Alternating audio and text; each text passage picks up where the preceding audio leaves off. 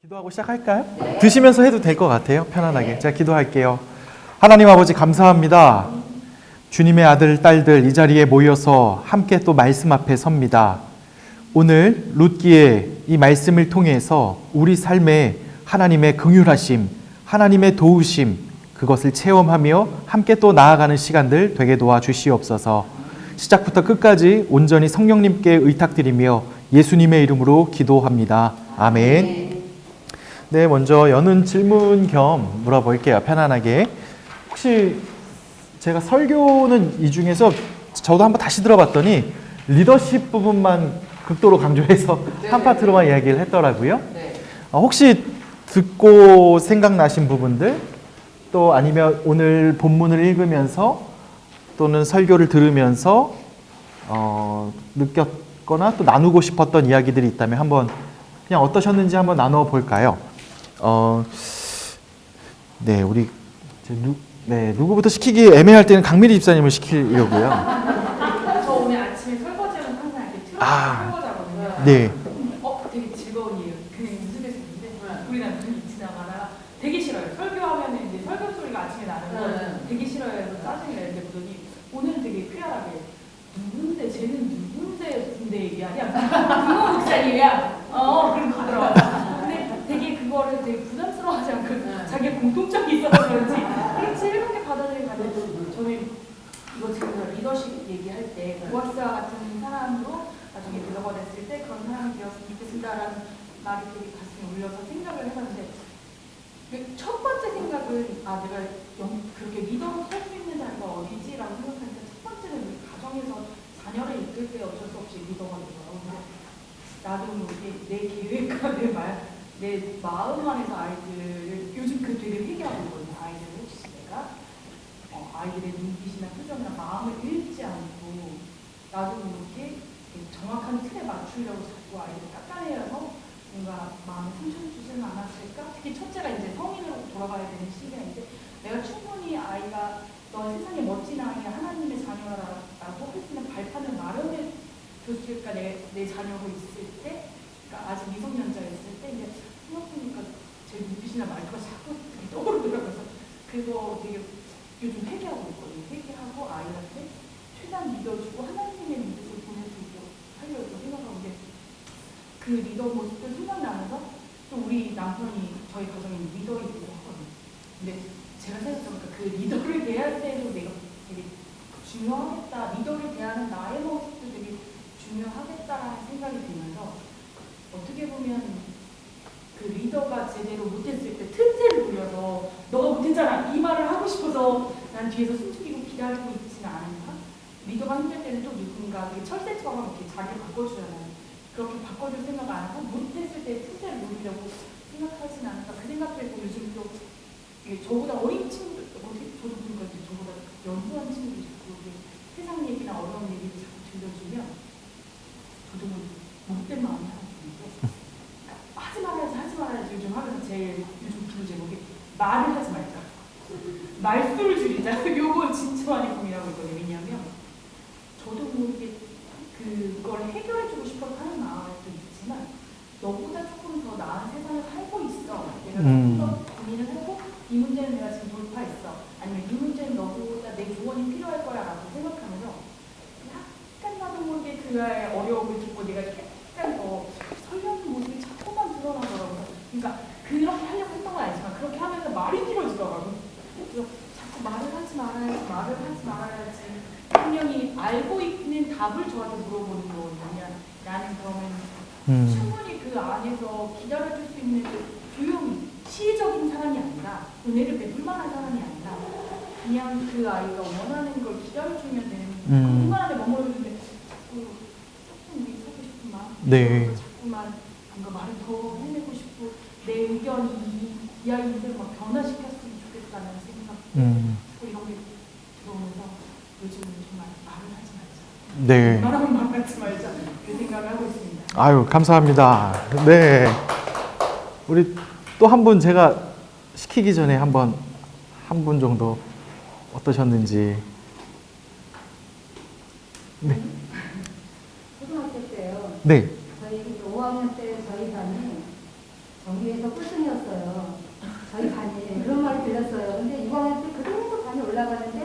전교에서 1등이 된 거예요. 그래서 그 선생님이 너무 잘 가르치고 잘 이끌어 주셨던 거죠. 초등학교 때는 항상 쉬는 시간에 밖에 나가 놀고 막 그러는데 그 6학년 되면서 그 선생님이 이제 수업 시간 시작하면 그 앞에 배웠던 것을 꼭꼭 시험을 보는 거예요. 그래가지고 꼭 시험에 하나씩 틀리면 내가 한 대씩 엉덩이를 때리는 거예요. 그게 이제 지금 요즘 시대에 비춰보면 좋은 방법은 아닌데 그때는 통했죠.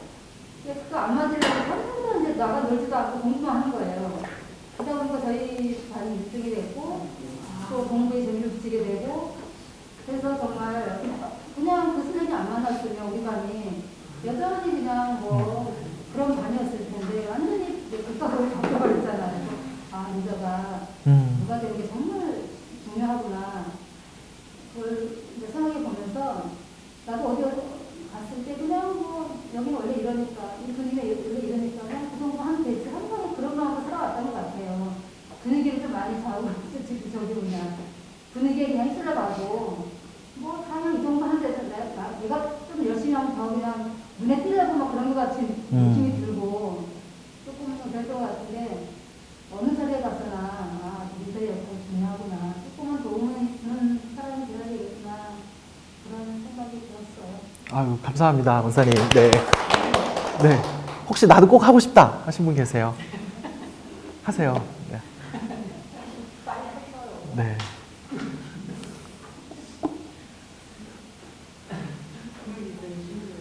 아, 이영자 원사님 하신다고요?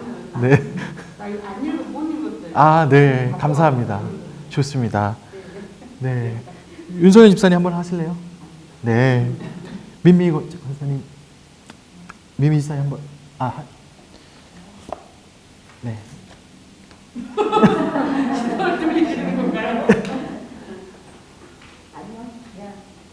아, 좋습니다.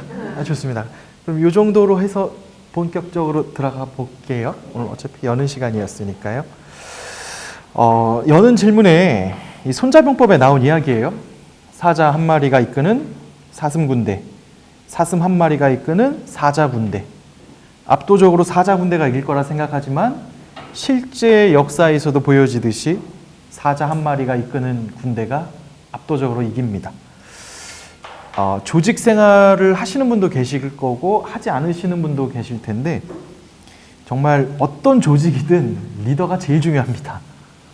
이거는 부정할 수 없습니다. 아무리 잘 되고 흥왕하는데도 리더 한 명의 실수와 실패로 몰락하는 것도 순간이고요. 아무리 답이 없던 조직도 리더의 탁월한 리더십으로 인해서 재기하는 것도 수없이 많이 보게 됩니다. 오늘은 이 리더십에 대한 이야기를 좀 가지고요. 보아스라는 현실 속에 있는 리더 이야기로 같이 한번 들어가 보도록 하겠습니다. 룻기 3장 10절에서 13절, 오늘은 좀 짧아요. 짧은 말씀이에요. 이영자 권사님께서 10절에서 13절까지 말씀 한번 읽어주세요.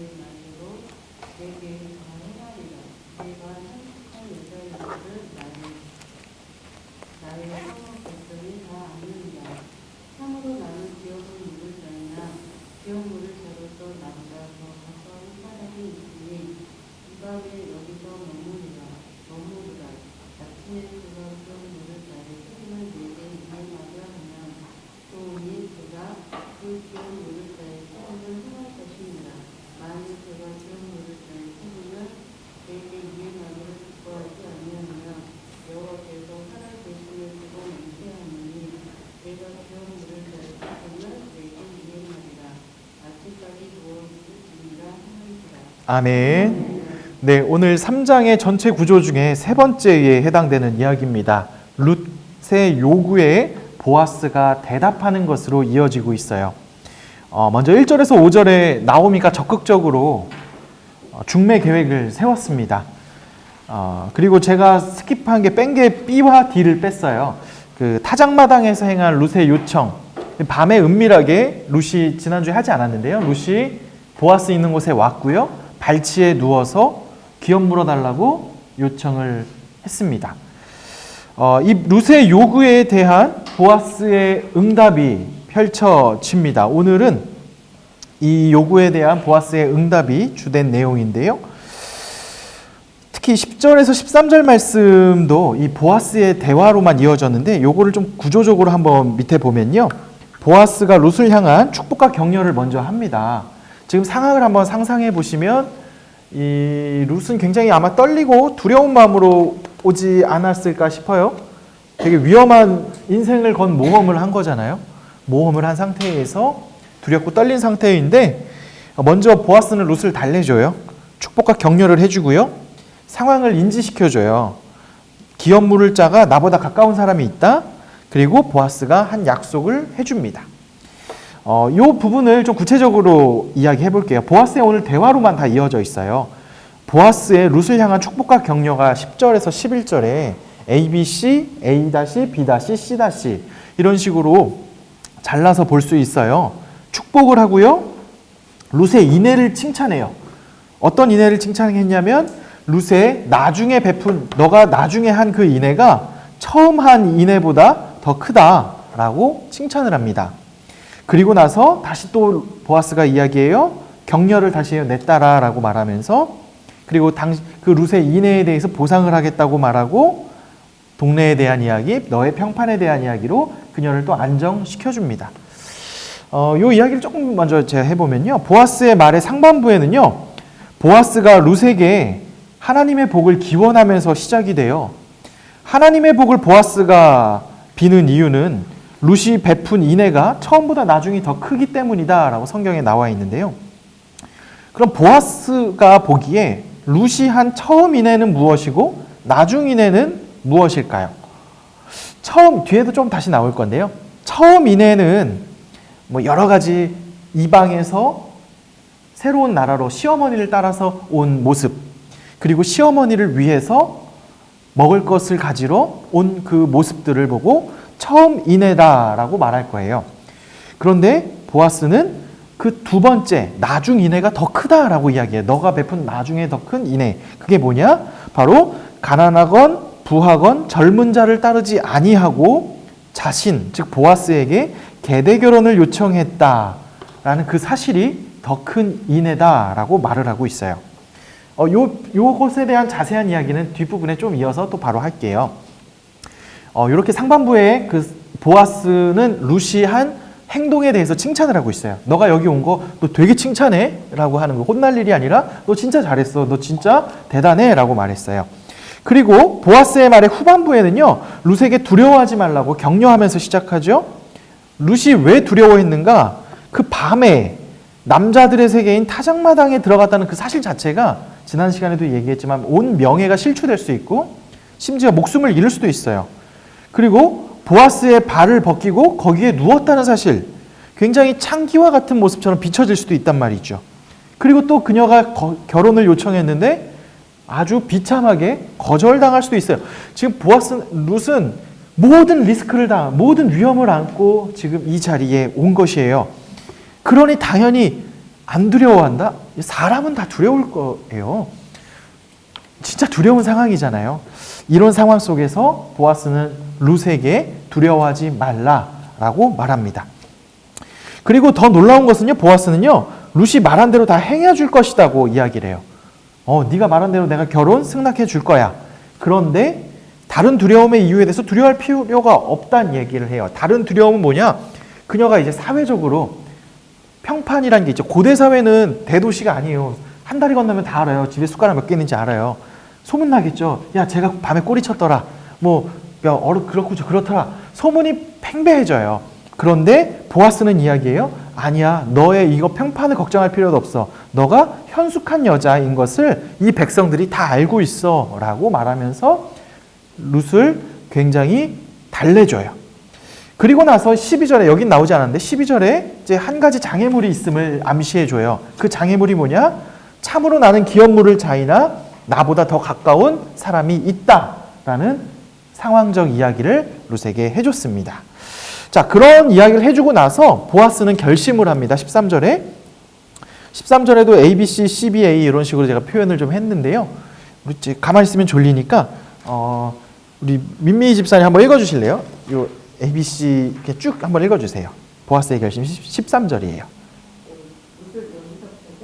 이 밤에 여기서 머무르라. 아침에 그가 기업. 이 밤에 여기서 머무르라. 아침에 그가 기업 묻은 자의 책임을 내게 이행하려 하면 좋으니 그가 그 기업 묻은 자의 책임을 행할 것입니다. 만일 그가 기업 묻은 자의 책임을 내게 이행하기를 기뻐하지 아니하면 여호와께서 살아계심을 두고 맹세하느니 내가 기업 묻은 자의 책임을 내게 이행하리라. 아침까지 누워 있으리라 하는지라. 아멘. 이 마지막 보아스의 또 이야기예요. 13절에 보아스가 결심을 하며 이야기해요. 보아스는 룻이 지금 자신에게 결혼 요청을 했어요. 근데 요청을 받아들이는데 장애물이 있다고 해요. 그 장애물은 다른 것도 아니라 보아스보다 더 가까운 기업물을 존재가 있다라고 이야기합니다. 그래서 그가 기업물을 자의 책임을 이행하느냐 또는 그 기업물을 자가 이행하지 않느냐에 따라서 보아스는 이야기해요. 그래서 두 가지 경우의 수를 가지고 룻에게 다 이야기를 해요. 만약에 그가 하나님의 말씀대로 기업을 물은다면 축복을 할 거고, 근데 만약에 그가 기업 물으지 않는다면 내가 행해주겠다라고 결단하면서 약속을 합니다. 이게 지금 오늘 보아스가 보여준 태도예요. 보아스는 룻에게 달래줬고 그녀를 험담하지 않았고요. 저는 이 리더십 부분에 있어서 이 보아스 파트만 좀 보았죠. 제가 설교에도 얘기했지만 저는 이걸 보면서 보아스가 룻의 명예를 굉장히 아껴준다라는 것을 많이 느꼈어요. 명예라는 것은 사회적 위치와 밑에 상관없이 누구나 자기 이름값에 대한 명예가 있잖아요. 그것을 없다고 생각하는 게 높은 사람들의 흔히 특징이잖아요. 자기보다 못한 사람들 보면 야 얘는 무슨 네가 명예가 있어? 대충 밥 주워 먹는 거 먹어? 뭐 이런 식으로 거지들에게 함부로 하듯이. 그런데 그 나약한 룻을 존중해주고 그 명예를 지켜주면서 안심시켜주는 보아스의 태도가 참 귀하다라는 모습을 좀 보게 됐어요. 자, 그리고 보아스의 이 이야기를 통해서 룻의 행동을 우리가 또 다시 한번 살펴보려고 합니다. 자, 룻이 아까 이야기를 좀 하다 말았는데요. 처음 룻이 한 인애가 있고요. 나중에 한 인애가 있어요. 보아스는 분명히 이야기해요. 너가 베푼 인애가 처음보다 나중이 더하도다. 너 진짜 대단한 일 한 거야. 라고 이야기했는데 사실 우리가 생각할 땐 처음 인애도 대단해요. 왜냐하면 룻이 부모님을 떠나서 그 시어머니 나오미와 함께 자신의 신도 버리고 민족도 버리고 이스라엘에 왔어요. 그리고 버리지 않고 추수밭에서 어머니를 봉양하면서 산 것. 시어머니를 봉양하면서 산 게 엄청 대단한 일이잖아요. 그런데 보아스가 보기에 두 번째 나중에 인애가 더 대단하다라고 한 이유가 있어요. 이야기를 구체적으로 합니다. 가난하건 부하건 젊은 자를 따르지 아니하고 보아스에게 계대 결혼을 요청한 것, 그리고 그 타작마당의 위험성을 무릅쓴 것을 그럼에도 불구하고 왔다는 사실 자체를 더 크다라고 보았는데요. 그 이유는 아까 말했지만 타작마당은 진짜 실제적으로 위험해요. 목숨이 오늘 사라질 수도 있어요.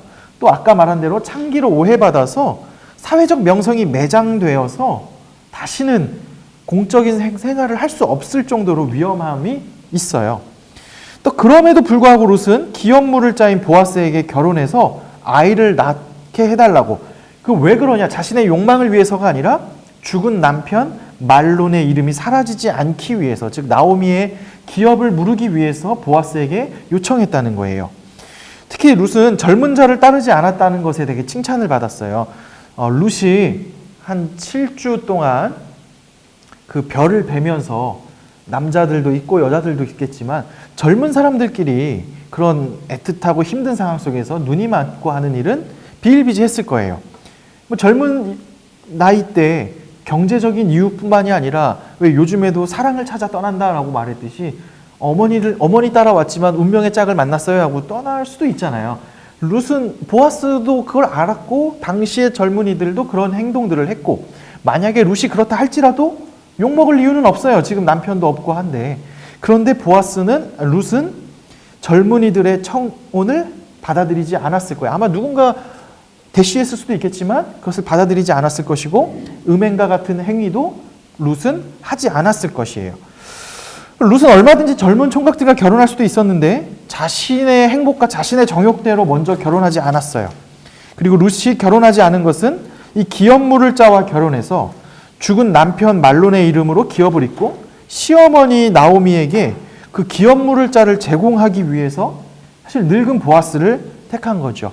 오늘 뭐 드라마에서 나오듯이 룻이 재산을 노리고 그에게 접근했다라는 관점은 좀 허무맹랑한 관점이고요. 사실 그 관점으로 볼 수 없고요. 룻이 들어간 이유는 바로 어머니와 그 기업 물음을 위해서 자신을 희생하며 그 자리에 간 것이죠. 그래서 보아스는 이를 룻의 인애로 간주하면서 시어머니를 이삭을 주어서 공양하던 인애보다 이게 더 크다. 왜냐하면 그것은 한두 번의 선행과 나의 희생인데 이거는 인생을 거는 거거든요. 이 보아스가 나이가 어리지 않았을 거란 말이죠. 젊은 사람이 아니었을 거란 말이죠. 근데 여기랑 결혼을 하겠다. 자신의 인생을 희생하겠다. 그 정도로 보아스는 큰 행위를 한 것을 보게 됩니다. 여기에서 표현되는 것이 이 룻기 3장에서 9절에 나온 것이 바로 헤세드라는 이 인애의 모습을 보게 돼요. 제가 밑에 써 있는데요. 출애굽기 15장 13절에 이런 표현을 써놨죠. 우리 윤성현 집사님 출애굽기 15장 13절 한번 읽어주시겠어요? 주의 인자하심으로 주께서 구속하신 것을 인도하시되 주의 힘으로 그분의 지혜와 거처에 들어가게 하시나이다. 아멘. 헤세드란 뭐냐? 하나님께서 백성을 구원하시는 힘 중에 하나예요. 그 가장 큰 힘이 뭐냐? 바로 사랑, 그 인애예요. 헤세드라고 표현되는 인애. 이 인애는 구체적으로 뭐냐면요. 바로 텅 빈 나오미의 삶에서 보여지는데요. 텅 빈 나오미의 삶을 채우려면 먼저 기업물을 자가 필요해요. 이를 위해서는 룻이 보아스랑 결혼을 해야만 하는데, 근데 룻이 청년과 결혼할 수도 있었는데 그것을 희생하고 하지 않고 보아스와 결혼하려고 하는 그 모습, 자신의 인생을 희생하면서까지 시어머니와 죽은 남편의 이름을 살려주려고 하는 그 사랑과 이름에 대한 충성의 모습, 이것이 헤세드예요. 이것이 하나님의 인애예요. 이런 말도 안 되는 사랑이 헤세드 사랑인데 왜 이 헤세드가 중요하냐면 사실 구약 성경을 잘 보세요. 성경을 보면 하나님이 이스라엘 백성에게 베푸신 헤세드의 사랑은 말이 안 돼요. 그 예언서에 보면 하나님이 이스라엘 백성을 결혼의 비유를 많이 해요. 음란한 이스라엘아 라고 말하면서 너가 결혼을 했는데 계속 바람피고 있다. 너 정신 못 차리냐? 그래서 하나님이 남편인 하나님이 분노했다. 그런데 너를 버리지 않는다. 혼낸다고 하지만 다시 돌아와라. 계속 그 이야기를 해요. 하나님의 헤세드와 인애는요 버리지 않아요. 이스라엘 백성들이 하나님을 계속 버리고 모른다 해도 버리지 않고 끝까지 하나님 자신이 하신 약속에 충성되게 스스로 하나님이 충성되게 기다려주시고 베풀어주시고 혼내면서 기다려주시고 또 참아주시고 하는 것, 그게 구원 역사의 힘이고 결국 이것이 그리스도 예수로 인해서 하나님이 이 땅에 직접 오셔서 죽으심으로 말미암아 그 약속을 성취하시죠. 그래서 이제는 자녀가 아니었던 우리도, 이방인이었던 우리도 하나님의 자녀가 되는 권세를 누리는, 이것이 하나님의 헤세드, 하나님의 인애인데요. 이 인애가 잘 드러나는 이 현장에서 드러나는 그 샘플의 모습이 이 룻이 보여준 모습이라는 거죠. 시어머니를 위해서 자신의 인생을 버린 것도 모자라 결혼까지 간다고? 미래 가능성까지 다 갖다 버린다고? 이게 말이 돼? 이게 말이 돼? 그 말이 되는 그 상황, 말이 안 되는 그 상황을 보면서 하나님의 헤세드를 그녀가 성실하게 행하고 있다는 것을 성경은 분명하게 이야기해줘. 저는 이 룻의 헤세드가 참 귀한 게, 룻이라는 이름은 이방 여인이어서 신명기에 이스라엘 민족이 될 수도 없다고 나오지만 룻은 마태복음에도 기록되어 있잖아요. 룻을 통해서 다윗의 자손, 마태복음 1장에 보면 그 정말 4명의 여인의 이름이 등장하는데 그 중에 한 명으로 당당하게 이방 여인이었던 룻이 나온단 말이죠. 하나님의 자녀가 될 수 없었으나 하나님의 자녀가 된 그 삶으로 그 신앙을 다 보여준 모습을 봅니다. 그래서 보아스는 그녀의 그 삶을 칭찬하는 거죠. 자, 우리 후반부의 보아스의 말로 빨리 해볼게요. 네, 11절에 보면 이런 말씀을 합니다. 네, 우리 김명희 권사님 11절 말씀 한번 읽어주시겠어요? 그리고 이제 내 딸아 두려워하지 말라. 내가 내 말대로 네게 다 행하리라. 내가 현숙한 여자인지를 나의 성읍 백성이 다 아느니라. 네, 아멘. 네, 진짜로 위로의 말을 권해줍니다. 내 딸아라고 이야기하죠. 그리고 두려워하지 말라라고 이야기합니다. 아까 말한 룻은 여러 가지 이유로 두려움이 있었어요. 어쩌면 인생의 제일 큰 두려움의 순간이 아닐까 싶어요. 이를 알아챘겠죠. 알아채고 보듬어주고 격려하고 있어요. 그리고 보아스는요, 약속을 합니다.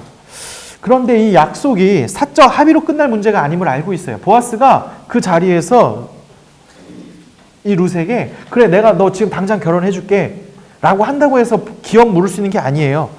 이스라엘 그 마을에서 말씀대로 행하는 게 이렇게 허술하지 않아요. 그냥 감정적으로 그래 지금 하자 해서 될 수 있는 게 아니에요. 공동체 마을의 장로님들을 소집해야 되고 그 사람들이 보는 앞에서 율법에 따라서 내가 기업 물을 제1번인데 내가 그것을 감당할 수 있다라고 선언해야지 인정이 되고 거기서 나온 자녀가 다시 기업 물을 자녀가 되는 법적 절차를 해요. 한마디로 오늘날 재판소에 가서 공증을 받아야 되는 것과 마찬가지라고 볼 수 있어요. 그러니까 이 포함하여서 그런 그 두려워하는 룻에게 그 기업 먼저 물을 사람이 행할 건데 그게 안 되면 내가 해줄게라는 약속. 아마 보아스가 할 수 있는 최고의 약속이었을 거예요. 그리고 성읍 백성이 안다. 공동체 이야기를 하죠. 특히 이 여인을 공동체가 어떻게 아느냐라고 보면 현숙한 여인이라고 표현이 돼요. 이 현숙한 여인이라는 히브리어가 에세트 하일이라는 히브리어로 쓰이는데요. 뭐 히브리어는 알 필요 없고요. 이 현숙한 여인이라는 단어가 중요한데 어디 나오느냐? 잠언서 31장에 나와요. 제가 존경하는 제 멘토이기도 한, 지금 뵐 수 없으니까 은퇴하셔서 그 목사님이 잠언서 얘기를 할 때 인상 깊었던 게 있어요. 잠언서의 결론이 뭐냐? 잠언서는 현숙한 아내에 대한 이야기를 한다 하면서 그 아내분들에 대한 이제 이야기를 풀어갔던 적이 있었어요. 잠언서 31장의 결론도 정말로 31장의 현숙한 여인, 어리석은 여인은 집안을 폭망하게 하나 현숙한 여인은 집안을 살리고 한다. 뭐 그런 이야기로 결론이 나오는데 동일한 단어가 쓰여요. 온 마을 사람들이 너가 음행하거나 너가 행실이 바르지 않은 여인으로 보는 게 아니라 너가 현숙한 여자인 줄 다 안다 라고 이야기했어요. 이 현숙한 여자가 잠언서에서 굉장히 중요한 표현으로 많이 나와요. 31장, 잠언 31장 23절과 31절에 우리 나오는데요. 우리 최은정 권사님 한번 읽어주시겠어요? 그의 남편은 그 땅의 장로들과 함께 성문에 앉으며 사람들의 인정을 받으며 그 손의 열매가 그에게로 돌아갈 것이고 그 행한 일로 말미암아 성문에서 칭찬을 받으리라. 아멘. 네, 여기서 보면 사람들의 인정을 받는 게 중요해요. 그리고 그것이 성문이랑 또 연결이 돼 있어요. 현숙한 여인이라는 것은 나 혼자 오늘부터 현숙한 여인이야 한다고 현숙한 여인이 되는 게 아니라 그 공동체 사람들이 야, 저분은 진짜 신실해 라는 거예요. 오늘날로 말하면 저는 믿음이랑도 좀 비슷하다 생각이 돼요. 믿음이 눈에 보이지 않고 뭐 스스로 나는 믿음이 좋아 라고 말할 수도 있지만 사실 믿음은 사람들 눈에 또 보여요. 우리가 교회 아무개 권사님들 집사님들 생각할 때 딱 떠오르면 아, 저분은 진짜 믿음이 좋아 라는 분들이 있어요. 믿음이 좋고 그 믿음이 좋다라고 할 때 특히 예를 들어서 어떤 분이 예를 들어 A라는 권사님이 있어요. A라는 권사님이 본인은 막 믿음이 너무 좋고 하나님이랑 하는데 우리가 그분이 시어머니한테 어떻게 하는지 다 봐요. 막 학대를 해. 막 김치도 맨날 안 익은 거 좋아하는데 맨날 팍팍 신 거만 주고 막 이렇게 괴롭혀. 막 아들 못 만나게 하고 막 유산만 달라고 그러고 근데 막 믿음이 좋다 그래. 스스로 좋다 그래. 권사님들이 같이 있으면 그래 우리 권사님 믿음 좋아하고 다 들어주고 하는데 속으로는 다 알아요. 네, 제 민망한 이야기인데 저희 장모님은 제가 결혼한 교회에서 와이프를 만났던 교회에서도 제가 와이프랑 교제하는 걸 안 교구 목사님이 첫 마디 한 게 야, 장모님 천사야. 저희 장모님 결혼하고 왔는데 진짜 천사세요. 그냥 원래 그래요. 원래 그냥 사람이 그래요. 막 맨날 희생해요. 맨날 시어머니 평생 모시고 사셨는데 진짜 대단한 생분이에요. 근데 그 위에 형님이 계셔요. 같이 교회 나오세요. 그 집 딸이 저를 좋아하긴 했었는데 제가 그 집이랑 안 결혼한 게 참 다행이었는데 그 집은 돌아가신 그 시어머니 어떤 할머니 할아버지가 재산이 많았는데 다 뺏어갔어요.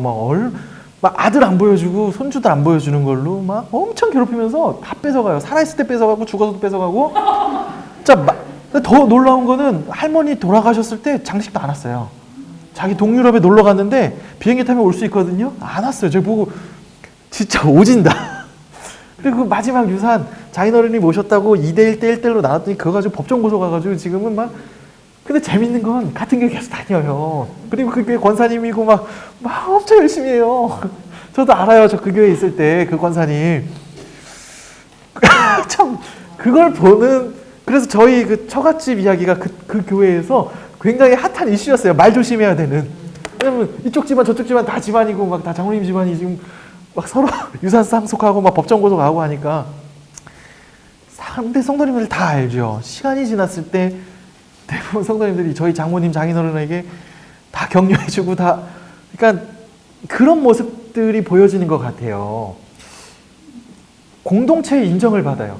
그러니까 아무리 여기서 막 권사님이 나 신앙이 좋고 내가 잘 베풀어 하지만 알잖아요. 야, 너 아니야 라는 사람도 있을 거고, 와 그래 저분은 진짜 어떻게 존경스럽네, 진짜 대단하다 하시는 분도 계실 거예요.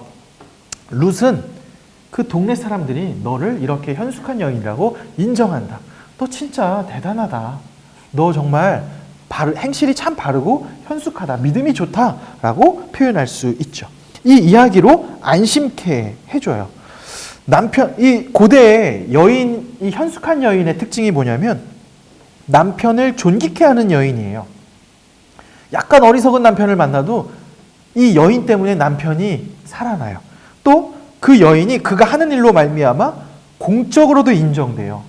사실 생각해보면 룻만큼 출세한 사람도 없겠죠. 성경에 이름이 이렇게 자기 이름으로 성경에 기록되어 있고 신약에서도 대단하지 않나요? 수많은 내노라 하는 여인들이 있었겠지만 진짜 대단하시죠. 이 현숙한 여인의 대표적인 모습을 보여주고 있어요. 자, 이러고 나서 이제 기업물을 상황이 이제 펼쳐지게 돼요. 다음 시간에는 이제 보아스에게 받은 약속을 가지고 룻이 나오미에게 가서 이야기를 해요. 근데 요거는 우리가 다음 시간에 하지는 않을 거예요. 요거는 그냥 살짝 넘어가고요. 좀 12번에 잘라야 되니까 바로 이제 4장에 어떻게 재판이 펼쳐지는지 기업 무르는 순서에 대해서 나올 건데요. 먼저 참고로 기업 무르는 순서에 대해서 여기 좀 적어놨어요. 레위기와 민수기에 기업 무르는 샘플이 몇 개 나와요. 뭐 크게 중요한 것은 아닌데요. 요거는 TMI, 또 알면 재밌잖아요. 근데 뭐 재미없을 수 있지만 써놨으니까 아까우니까. 네, 우리 윤석현 집사님 한번 레위기 읽어주실래요? 그가 풀리에 그에게는 생명받을 것이라 하니 그 형제 중 하나가 그를 생명하거나 또는 그의 삼촌이나 그의 삼촌의 아들이 그를 생명하거나 그의 부속 중 그의 살붙이지 못할 그를 생명할 것이요 그가 분노하게 되면 스스로 생명하되. 네, 이렇게 순서가 나와요. 재물이 팔렸잖아요. 그 기업을 잃었잖아요. 기업은 누가 먼저 속량하냐? 형제 중 하나. 형제 중에 하나가 했는데 형제가 없어요. 그러면 삼촌, 아버지, 형제 쪽에서 해요. 그게 안 되면 삼촌의 아들이 해요. 조카가 해요. 사촌이 해줘야 되고, 그것도 안 되면 이제 가족 중에 살붙이, 친족이죠. 그냥 뭐 8촌일 수도 있고 9촌일 수도 있고 하여튼 그런 분들이 해줘요. 근데 민수기에서 여성에 대한 이야기가 나와요. 슬로브핫의 딸들이 죽었는데 딸들이 있는데 딸들한테 유산 안 주는 게 말이 되냐? 라고 이야기했고 그 딸에 대한 것들이 생겨요. 네, 강순애 권사님 한번 읽어주실래요? 민수기 한번 읽어주세요.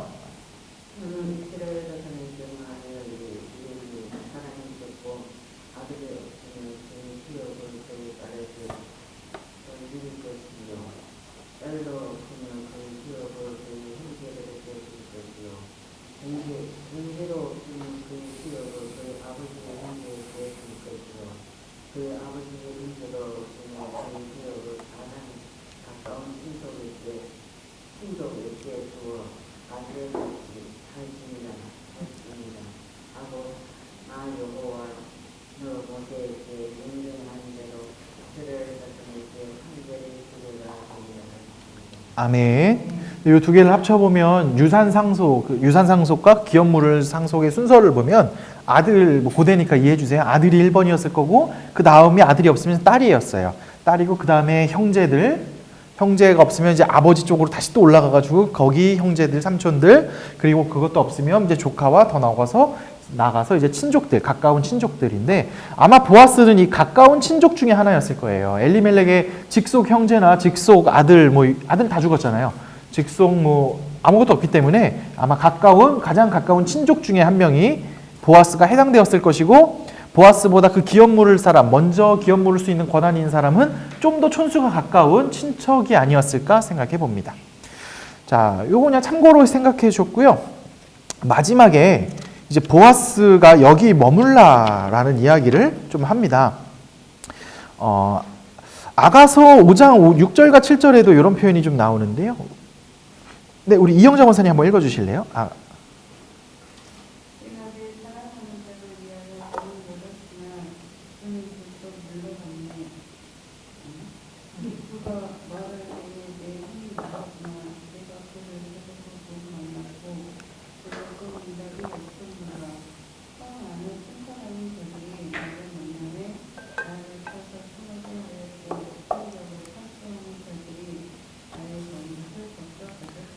네, 이 이야기를 한 이유가 당시 밤에 다니는 여인이 얼마나 위험한지를 아가서에서 표현적으로 보여줘요. 치안이 대한민국처럼 좋은 나라가 없잖아요. 인도보다 더한 나라겠죠. 막 고대에는 하여튼 위험해요. 진짜 위험해요. 생사가 왔다 갔다 할 수 있어요. 보아스는 전 참 이 대단한 게, 보아스가 그 기업 물을 자한테 모든 책임을 떠넘긴 것도 아니고, 자기가 기업 물을 자가 안 하면 자기가 책임지겠다고 이야기해요. 그 다음에 룻에게 자 이제 내 명예를 위해서 너 빨리 가라 하지 않았어요.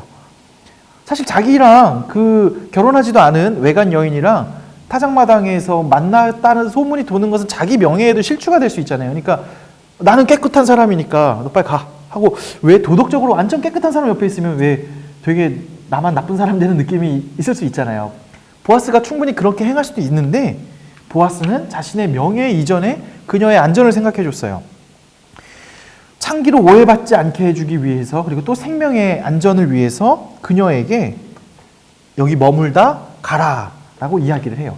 그리고 마지막 6번째로 이제 여호와께서 살아계심을 두고 맹세를 합니다. 하나님의 이름으로 맹세를 보아스가 굳이 왜 했을까? 이 두 가지 이유가 있어요. 보아스가 하나님의 이름으로 룻에게 맹세를 한 이유는요, 첫 번째는요, 내가 지금 한 말이 거짓이 아니야. 진짜 진정성과 진실돼. 그러니까 안심해 라는 말이었고요. 두 번째는요, 자기 스스로 셀프 저주예요. 스스로 저주를 거는 거예요. 하나님 앞에서 내가 이걸 지키지 않으면 하나님이 나를 벌하실 거라는 저주의 선언이에요. 이게 되게 중요한 이야기가, 하나님의 이름을 보아스가 마지막에 그녀를 보낼 때 했던 이유에서 이 하나님의 이름으로 인해서 많은 해석들이 좀 풀려요.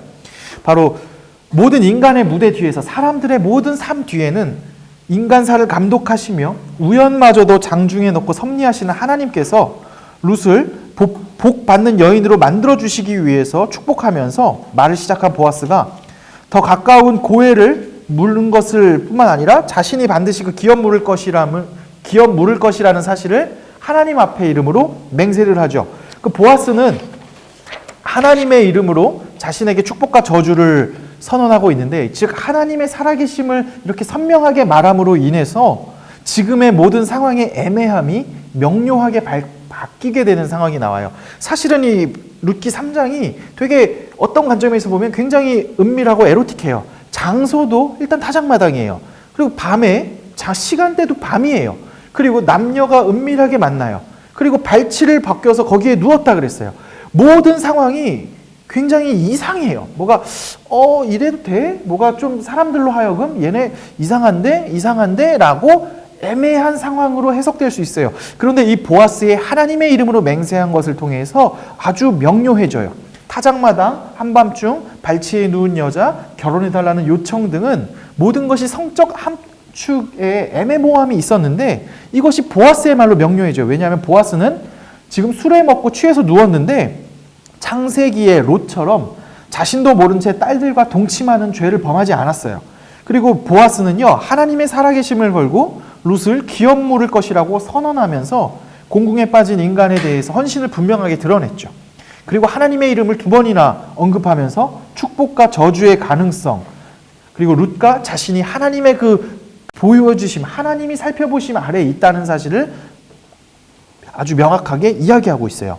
이것을 통해서 알 수 있는 게 보아스와 룻이야말로 올바르게 일 처리하는 자의 모습이었으며 이게 바로 성경에서 말하는 유력한 자와 현숙한 여인의 모델이다 라고 성경은 말하고 있죠. 참 룻의 모습이 현숙한 여인이었고 이것을 대한 보아스의 모습도 참으로 하나님 보시기에 유력한 자다라고 이야기했죠. 그래서 타작마당에서는 그 어떠한 성적 접촉도 일어나지 않았어요. 한밤중에 타작마당에서 룻을 만난 보아스는 하나님의 축복을 빌 뿐만 아니라 자신이 두 과부를 돌보겠다는 강한 결심으로 맺게 됩니다. 정말로 보아스는 율법의 사람이고 하나님의 사람이며 하나님이 말하는 유력한 사람, 하나님의 헤세드, 하나님의 날개에서 긍휼이 거하는 사람을 보여줍니다. 이렇게 명료하게 보아스가 하나님의 이름으로 룻에게 축복을 했기 때문에 마지막에 룻에게 누우라고 이야기를 해요. 여기에는 더 이상 오해의 소지가 없는 거예요. 보아스가 여기 그녀를 보고 누우라고 했던 게 어떤 에로틱하거나 그런 것이 들어갈 틈이 없죠. 이것은 그녀의 그냥 안전을 위해서 한 것으로 성경은 이야기하고 있습니다. 오늘 굉장히 좀 짧은 얘기를 가지고 굉장히 길게 했어요. 되게 졸리시죠? 무슨 스토리는 없고 그냥 보아스가 룻 보고 이렇게 쭉 얘기한 딱 한 5구절 가지고 거의 1시간 제가 혼자 막 꿍시렁 계속 했는데 졸지 않아 주셔서 엄청 감사하고요. 네. 여기에서 그 룻의 행동도 있지만 저는 보아스라는 리더십에 대해서 한번 주목을 해 보았고요. 그 리더의 위치 두 번째 나온 것이고 첫 번째는 보이지 않는 곳에서 행하는 타작마당이라는 것. 그런데 보아스는 그 타작마당이라는 곳에서도 하나님이 보고 계신다는 걸 알아요. 제가 보는 책 2017년에 나온 책 중에 습관의 영성이다라는 책에 이런 재미난 표현이 있어요. 당신이 혼자 있는 그 시간, 당신이 혼자 있을 때 행하는 그 행동이 당신의 영성이라고. 그러니까 사실 교회에서 막 다 같이 있을 때 주여 하고 막 거룩하게 막 하나님 이름 외치는 거 쉬워요. 오히려 안 하는 게 이상하잖아요. 여기까지 왔는데, 그죠? 뭐 교회에서 만났을 때 오 하나님 얘기하는 거 오히려 생각보다 쉬워요. 근데 혼자 집에 있는 그 시간, 아무도 없는 그 시간, 많은 유혹들이 있어도 되는 그런 시간들 또는 뭐 수많은 상황들, 그 속에 당신은 무엇을 하는가? 제가 이거 청년들이랑 이 얘기를 나눴을 때 증권가에서 근무하는 청년들, 대기업에서 잘 나가고 있는 청년들이랑 이런저런 얘기를 나눌 때 남자 형제들이 이런 이야기를 해요.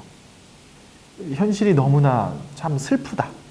그러니까 너무나 주변에서 자신이 아닌 주변에서 마치 그런 결혼한 사람들도 가정 외의 활동들을 하는 것을 너무 당연시돼 있는 그런 이상한 문화 모습들이 너무 비극적이다. 그러면서 또 어떤 한 자매는 이런 얘기를 해요. 그 자매가 굉장히 젊고 회사에서 일 되게 잘하는 자매인데 아버지 뻘 되는 사람이 자기와 교제를 하자고 뭐 그런 어플. 그분은 가정이 다 있는 집인데 이런 일들이 실제로 회사 속에서 일어나는데 실제로 아무개는 또 그렇게 사는 사람도 있는 걸 보면 이게 뭔가 하는 현실들. 지금 세상 속에서 이것이 다 통용될 수 있잖아요. 뭐 다 그래 뭐 어때? 라는 문화들. 뭐 쟤도 하는데 뭐 그게 뭐 별거야? 별거야 한마디로 모든 게 다 통용되는 시대 속에서 그 아무것도 보이지 않고 모든 것이 가능한 속에 있는 그 타작마당이라는 것은 모든 타락이 합리화될 수 있는 장소였어요, 사실은. 오늘날로 말하면 하여튼 되게 그런 곳이에요. 타작마당이라는 곳 자체에 주는 상징성이. 그런데 그곳에서 보아스와 룻은 하나님을 바라보고 걷죠. 저는 신앙의 여정은 이 지점에 있는 것 같아요. 아무도 보지 않는 그 지점. 저에게도 평생의 숙제인 것 같아요. 목회자라는 어떤 한 사회적 위치가 있을 것이고 그러니까 나름 이런 게 있겠지만 다 떠나서 아무도 없는 그 홀로 있는 그 시간, 아내도 없고 자녀도 없고 혼자 그냥 하나님 앞에서 단독적으로 서 있는 그 시간에 나는 무엇을 할 것인가? 굉장히 어려워요. 이 시간에 하나님을 마주할 수 있고 나가는 자가 참으로 복된 것이라고 생각하고 그것이 우리의 신앙의 모습이라고 확신해요. 우리는 그 모습을 향해서 그리스도의 장성함을 향해 점점 가는 것 같아요. 그러기 위해서 공동체에서 훈련하고 있고요. 공동체에서 무엇이 옳은지 그른지를 서로 배워가고 서로 하나님 앞에서 다시 일어서고. 참 이게 참 대단해요. 요거를 나누려고 하긴 하는데요. 이게 청년들이랑 했던 거라 권사님들 안 하셔도 돼요. 네. 파급이 커질까 봐.